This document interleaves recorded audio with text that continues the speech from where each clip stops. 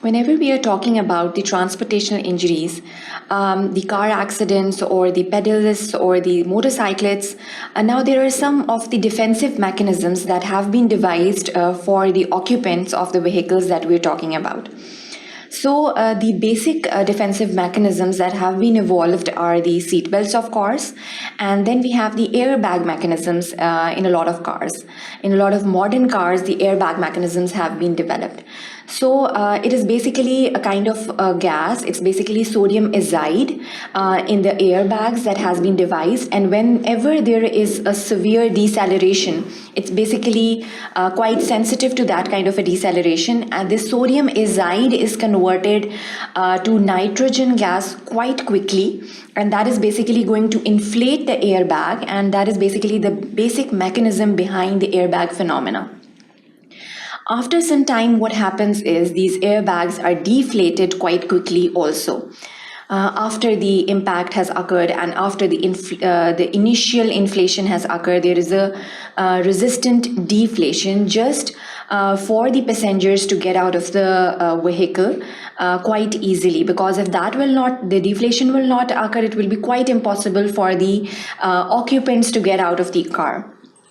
So even these defensive mechanisms can sometimes be quite hazardous to the occupants, and they can even themselves cause injuries to the occupants, whether they are the seatbelts. And the seatbelts, of course, sometimes cause quite fatal kind of injuries. But the researchers, of course, weighed the risks versus the benefit ratio. And basically, the benefits were quite more than the risks. So the statistics showed that the seatbelts or the vehicles cause less injuries rather than they are more benefiting to the vehicles whenever the accidents occur. But still in this section, we'll be discussing the effects of the seatbelt injuries, how they can occur. They can be lacerations, they can be bruising, they can be abrasions, or they can be a very severe, fatal kind of jagged injuries that can prove very fatal to the occupants.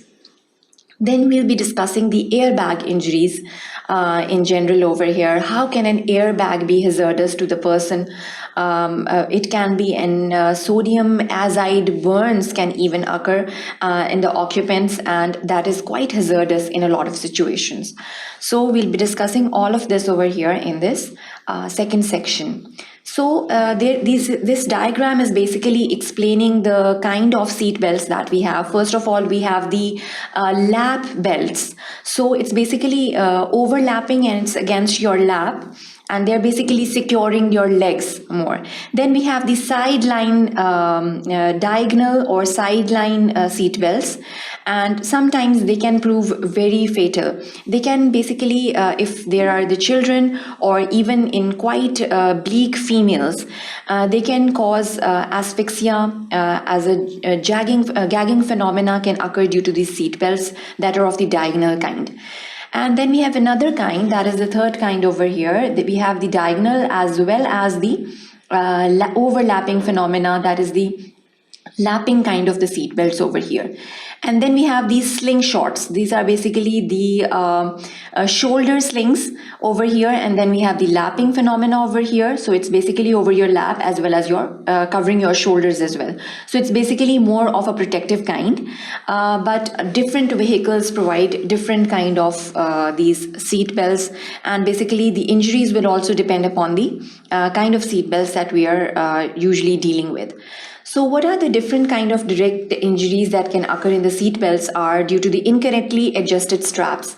So even in the children, it can be quite loosened up, and so if it is not quite, it is quite ill-fitting in a lot of individuals, in females or in children, it can cause a lot of injuries. For example, lacerations as shown over here in this diagram. So maybe it was an ill-fitted kind of a seat belt, and the decelerating or even the accelerating kind of an impact caused these jagged or a laceration, which can prove quite fatal enough over here if it is involving the internal jugulars or the carotids over here. So the right adjustment is again very important whenever we are talking about them. Then a lot of breast injuries can occur even in females if there is not an impact even. A lot of females complain of the gland being compressed and the gland being in a compressed phase when they apply the seat belt diagonally. So whenever there is a decelerating or an accelerating impact, the gland can be compressed and can be damaged in a lot of cases. So then we can have the uterine and the fetal injuries. So the seat belts can be quite compressing for the uterus as well as for the fetus. The unborn fetus can develop a lot of injuries after there is a strong impact of the decelerating and accelerating type. But still the seat belts have proven to be more of the defensive kind rather than more of the injurious or the hazardous kind over here. So the subcutaneous hemorrhages are again very important, and they can occur, even they can relate to the bruising or they can relate to the abrasions and the lacerations as well. The seatbelt injuries, if we talk more about them, again, there can be bruising and then there can be an abdominal aorta crushing over here.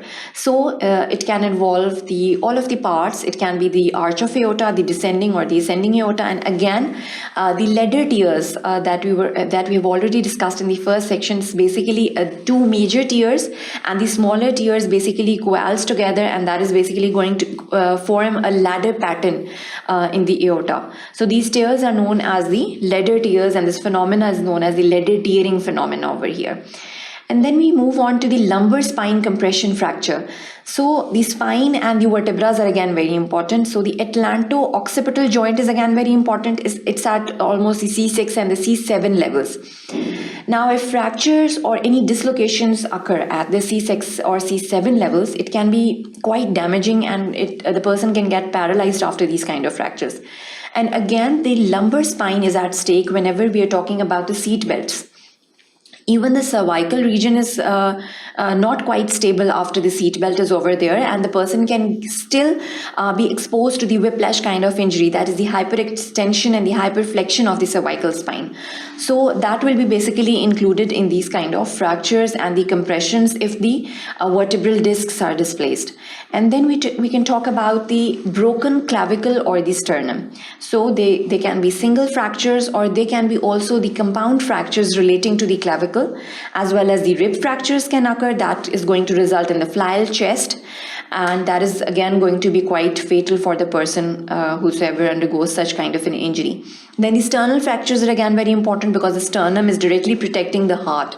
So if the sternum is fractured, or if there is some kind of a compression over the sternum, that is going to result in quite fatal kind of injuries over here. So the airbag injuries. The airbag mechanism, as we have already discussed, is basically the sodium azide is the gas that has been compressed into the airbags, and it's usually the steering wheel. The airbags are compressed over there and they are held over there, and whenever they are basically quite sensitive to the decelerating kind of injuries, whenever there is sudden deceleration or there is a sudden acceleration, these airbags are quite sensitive to these kind of changes, and the sodium azide is combusted to nitrogen gas. It's a sudden inflation occurs, and after that there is a deflation. That is quite a quick procedure just to get the occupants out of the car. So these airbags are basically the defensive mechanism that has been devised by the vehicular engineers or the transportational engineers. So, but still it can be sometimes hazardous, and how it can be hazardous, we are going to discuss that over here.